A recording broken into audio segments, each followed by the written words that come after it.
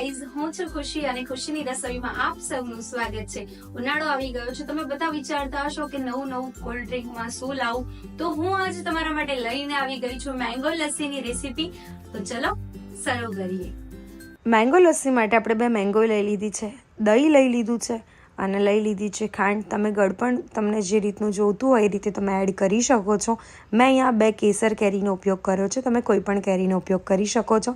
તો હવે આપણે કેરીને સારી રીતે ધોઈ લઈશું, ધોયા પછી છાલ ઉતારી લઈશું અને છાલ ઉતાર્યા પછી સરસ મજાના નાના એવા કટકા કરી લઈશું।